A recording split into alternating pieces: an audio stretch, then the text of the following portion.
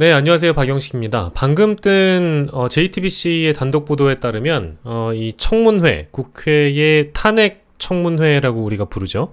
탄핵 청문회에 나오는 인사들의 면면이 조금씩 결정되어지고 있는 것 같아요. 국회에서는 이미 증인 채택권과 관련돼서는 이미 의결이 끝난 상황인데, 이 관련자들이, 증인들이 불출석 사유서를 제출하거나 이제 이런 형태로 자신의 불출석을 알리다 보니까 이 단독 보도들이 나오고 있는데요. 신원식, 김계환 청문회 또 안 나온다. 6명이 불출석 사유서를 제출했다라는 보도가 나오고 있습니다. 기사를 만나보면 국회 법사위는 19일 1차 국회 청문회를 여는데, 이 자리에서는 신원식 국방부 장관 그리고 이종섭 전 국방부 장관 등을 증인으로 채택을 했습니다. 근데 오늘 오전까지 JTBC가 취재를 해보니까 불출석 사유서를 제출한 게 총 6명이라 그래요. 6명 어떤 사람인지 보겠습니다. 신원식 국방부 장관, 김계환 해병대 사령관, 증인 채택이 됐는데도 불구하고 일단 나오지 않았습니다. 그리고 조태용 국가정보원장, 지금은 국정원장이지만 과거엔 대통령실에서 있었기 때문에 이분도 함께 신청을 했는데 불출석 사유서를 제출했고요. 김형래 전 국가안보실 국방비서관실 행정관, 이분은 이제 대령인데 이번에 박정훈 대령의 군사 재판에서 실제 통신기록 조회 관련해서 조회를 수용한 인물 중에 한 명이죠. 이분도 역시 임성근 구명 로비 의혹 혹은 최수근 해병의 죽음과 관련돼서 내밀한 정보를 알 가능성이 높은 인물입니다. 이윤세 해병대 정훈공보실장, 그리고 이종호 블랙펄 인베스트먼트 전 대표 등 6명으로 확인이 됐다는 겁니다. 근데 이종호 씨의 경우에는 며칠 전만 하더라도 자신이 청문회에 나가서 입장을 소상히 설명하겠다라고 이야기를 했던 걸로 제가 기억을 하는데, 이렇게 또 불출석 사유서를 제출하면서 뭐랄까요?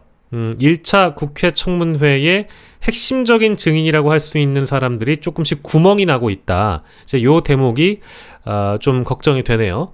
사유를 이렇게 밝혔는데 해외 출장을 이유로 지난달 국회 법사위에 불출석했던 신원식 장관, 그리고 김계환 사령관도 지난달에 서북도서 훈련을 이유로 불출석한 뒤에 두 번째 불출석 의사인데요. 이렇게 돼버리면 실제 이 질의 과정에 약간의 한계가 있을 거라는 예측이 좀 되고 있고, 이미 JTBC에서 상세한 설명을 밑에 달아놨는데요.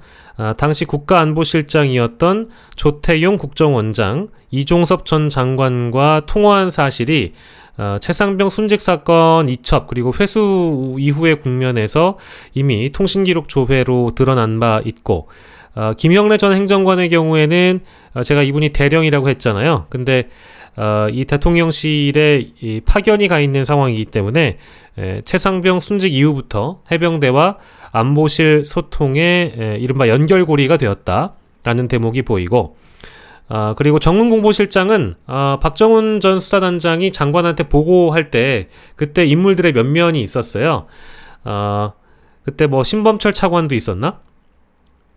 그때 등장했던 인물들의 면면 중에 한 사람입니다. 그리고 마지막으로는 최근에 불거진 임성근 구명 로비 의혹과 관련된 대표적인 인물 이종호 전 블랙펄 인베스트먼트의 대표까지도 불출석 의사를 전했다고 하는데 좀 안타깝네요. 그리고 대통령실에서는 이미 이 청문회 출석 요구서 수령을 거부해 왔기 때문에, 그리고 위헌적이다, 이제 이런 표현을 하고 있지요. 위헌적인 탄핵 청문회다, 이런 주장을 하고 있는데, 김용현 대통령실 경호처장, 그리고 박모 공직기강 비서관실 행정관, 이런 사람들의 출석도 좀 불투명한 그런 상황이어서 걱정이 됩니다. 혹시나 이 청문회가 너무 내용 없이 끝날까봐 걱정이 되는데, 만약에 이런 식으로 불출석하는 인사들이 다수가 된다면 국회 차원에서는 다시 한번 고려를 해보는 것도, 일정을 좀 미루거나 강제로 출석하게 만드는 방법을 감안해서라도 어떤 권리를 활용하는 것이 좋을 것 같다라는 생각이 좀 들고 있습니다.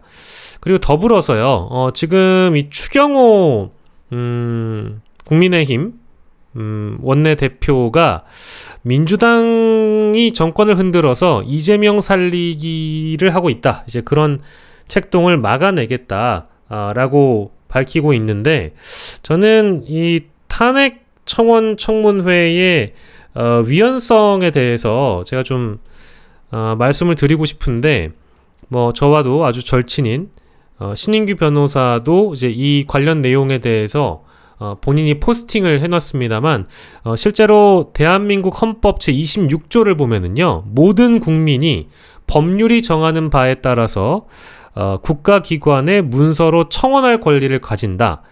국가는 청원에 대해서 심사할 의무를 가진다고 명시가 되어 있습니다. 즉 국가는 청원 심사를 할 의무가 있는 겁니다. 대한민국 헌법에 규정이 되어 있고요. 실제 또 국회법의 경우에도 제36조에 상임위원회는 그 소관에 속하는 의안과 청원 등의 심사, 그 밖에 법률에서 정하는 직무를 수행한다. 이건 이제 원론적인 내용이고, 65조 청문회에 가보면 첫 번째 위원회, 소위원회를 포함해서 다음과 같다, 이렇게 적어 놓고 있습니다. 중요한 안건의 심사와 국정감사 및 국정조사에 필요한 경우 증인, 감정인, 참고인으로부터 증언 진술을 청취하고 증거를 채택하기 위해서 위원회 의결로 청문회를 열 수 있다, 라고 이렇게 또 명시를 해놓고 있습니다. 중요 안건 심사에 이 안건이 해당이 하죠. 왜냐하면 140만이 넘게 청원을 올렸기 때문에 상임위에서 해도 되고, 이건 뭐 청문회에서도 가능하다. 이건 이제 국회가 갖고 있는 어떤 자율권의 영역이라고 볼 수가 있겠고요. 그리고 국회 청원 심사 규칙에 봐도 제6조에 의장은 청원을 접수한 때에는 소관위원회에 회부한다라고 되어 있습니다. 국회 규칙까지 꼼꼼하게 되어 있는데, 글쎄요, 지금 이런 장면을 또 보고 있노라니 이재명 살리기를 위한 탄핵 청문회다. 이거는 제가 판단하기에는 최수근의 묘를 방문했던 걸로 알고 있는 국민의힘 쪽에서 이렇게만 말씀하시는 것은 뭐랄까, 본질과는 좀 비껴나간 그런 말씀이 아닌가 싶어요. 뭐 물론 그 집권 여당으로서 속상할 수 있겠죠. 다수를 점하고 있지 못하기 때문에 더불어민주당에서 추진하는 이런 청문회에 대해서 제도적으로 또 뭔가 힘을 발휘해서 막을 수 없다라는 그런 한계가 드러났기 때문에 할 수 있는 것 오직 피켓 시위라든지 여론전밖에는 없다고 봅니다만, 현재 뭐 개원식도 제대로 못하고 국회는 뭐 이른바 이제 레거시 언론의 표현에 따르자면 반쪽으로 출발을 한 거잖아요. 그런 걸 봤을 때 좀 많이 안타깝습니다. 최상병 특검법 내지는 최상병에 대한 억울한 죽음에 대해서 진실 규명을 함께 하고 싶다면 이 청문회에 좀 동참해 주십사 부탁드리고 싶지만, 지금 여당의 입장을 봐서는 아주 어려울 것 같다라는 생각이 좀 들고요.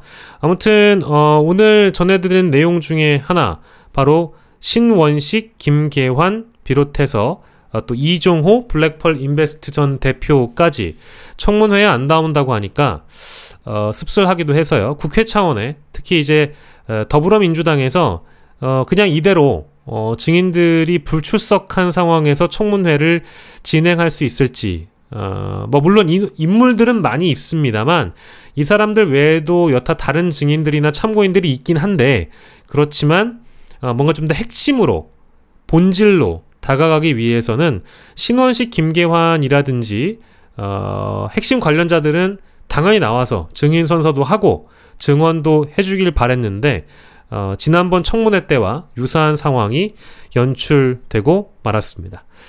예, 이 속보 내용까지 함께 전해드리고요. 대통령실과 국민의힘에서 주장하고 있는 이 청문회에 대한 위법, 그리고 위헌이라는 지적에 대해서 잠깐 반론을 펴봤습니다. 지금까지 시청해주셔서 대단히 고맙습니다.